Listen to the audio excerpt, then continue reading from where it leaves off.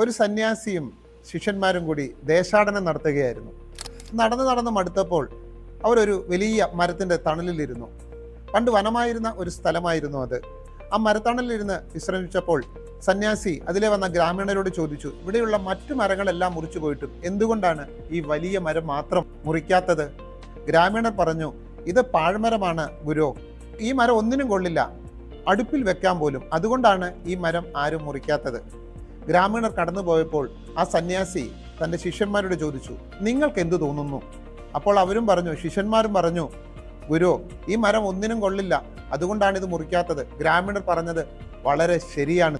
അപ്പോൾ ഗുരു ചോദിച്ചു, ഈ മരത്തണലിലിരുന്ന് നാം ക്ഷീണമകറ്റുന്നു, എത്രയോ നാൽക്കാലികൾ ഇവിടെ ഇരുന്ന് വിശ്രമിക്കുന്നു, എത്രയോ കിളികൾക്ക് ഈ മരം കൂട് നൽകുന്നു, ഈ പ്രപഞ്ചത്തിന് എന്തുമാത്രം വായു ഇത് സംഭാവന ചെയ്യുന്നു, എന്നിട്ടും ഇത് പാഴ്മരമാണെന്ന് പറയാൻ നിങ്ങൾക്ക് എങ്ങനെ സാധിക്കുന്നു? പ്രപഞ്ചത്തിൽ ഒന്നും പാഴായതില്ല. അതിൻ്റെ നന്മ നമുക്ക് കാണുവാൻ ആകുന്നില്ല എന്ന് കരുതി അത് പാഴാണെന്ന് പറയാൻ നമുക്ക് എന്ത് അധികാരം? ദൈവം ഈ ഭൂമിയിൽ സൃഷ്ടിച്ച എല്ലാത്തിനും അതിൻ്റെതായ ഉദ്ദേശമുണ്ട്. അതിലൊന്നും പാഴല്ല.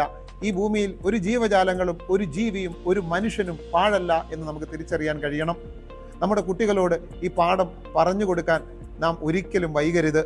ഭൂമിയിൽ എല്ലാവർക്കും ഒരുപാട് നന്മകൾ ചെയ്യാൻ കഴിയും. ആരും പാഴായ ജന്മമല്ല ഒരാളുടെയും ജന്മമെന്ന തിരിച്ചറിവുണ്ടാവുന്ന കുട്ടി എത്രമാത്രം ആത്മാഭിമാനത്തോടെയും ആത്മസന്തോഷത്തോടെയുമായിരിക്കും ജീവിക്കുക. ഹാർമണി പേരൻറ്റിങ്ങിനെ കുറിച്ച് കൂടുതൽ അറിയുവാൻ താങ്കൾക്ക് താല്പര്യമുണ്ടെങ്കിൽ ഞാനുമായി ഒരു 1-to-1 കൺസൾട്ടേഷൻ ബുക്ക് ചെയ്യാവുന്നതാണ്.